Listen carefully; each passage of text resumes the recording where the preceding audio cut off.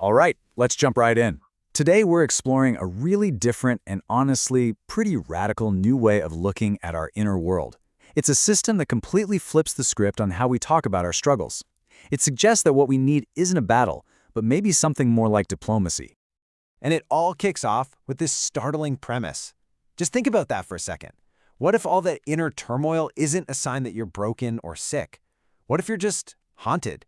Haunted by these incredibly loyal soldiers from past wars, still standing guard, defending posts that were abandoned a long, long time ago. I mean, we all know this feeling, don't we? This sense that we're constantly at war with ourselves. It's a story we hear everywhere, and it's one we tell ourselves, that to find any kind of peace, we have to fight. We have to defeat our inner demons. And you can see why this story, this heroic narrative, is so appealing. It makes things simple, right? It turns our messy, complex inner world into this straightforward conflict. We get to be the hero, and these parts of ourselves become the villains we have to slay.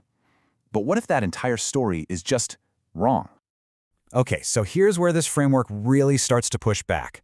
It argues that treating your inner life like a war isn't just unhelpful, it's a massive strategic mistake. It's a fundamental misreading of your own operating system.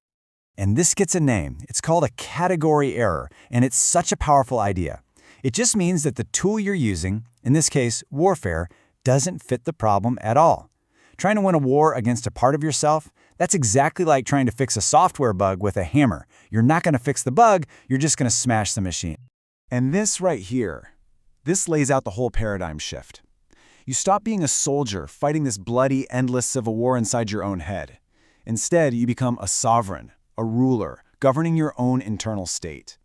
Your job isn't exorcism anymore, it's diplomacy. So, if they aren't demons we're supposed to be slaying, then what are they?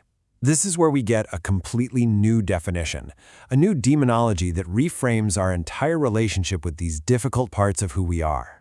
The term this framework uses is vestiges, and get this, they aren't evil, they are survival architectures. You can think of them like loyal pieces of software, coded in a moment of crisis by a younger version of you. They were acts of what's called desperate competence, and they were built for one reason and one reason only, to make sure you survived.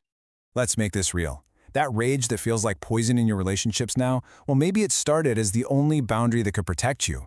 That anxiety that keeps you playing small, it was probably once the hypervigilance that kept you safe from actual danger. These things aren't failures. They were the smartest, most competent solutions you had available at the time. And this is the core of it all.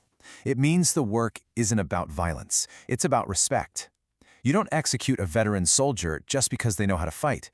You thank them for their service, you acknowledge the debt you owe them, and then you officially relieve them of their post. It's an act of transition, not an act of war. Now, this isn't just some feel-good theory. The whole framework comes with a clear operational method for doing this psychic diplomacy.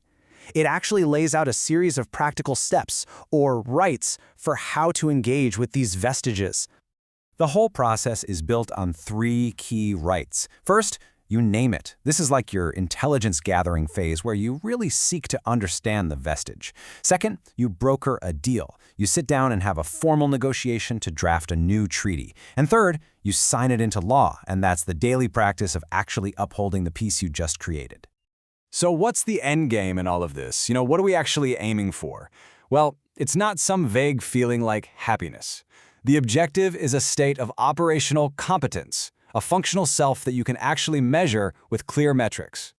And success is measured across 3 key domains. First, there's efficacy. That's your internal mastery, how well you govern your own mind.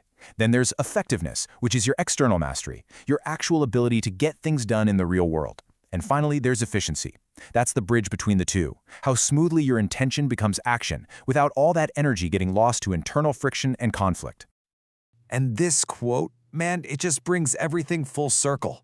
Our struggles, these so-called demons we carry, they are not proof that we're weak or broken. They are the evidence of the very architectures we built to endure the unendurable. They are scars that prove we survived, and for that, they deserve our respect, not our hatred. So, I want to leave you with this question. If you could reclaim all the energy, all the time you spend fighting yourself, what would you do with it? If this isn't a war you have to win, but a peace you get to build, what does your new world look like? What are you going to build?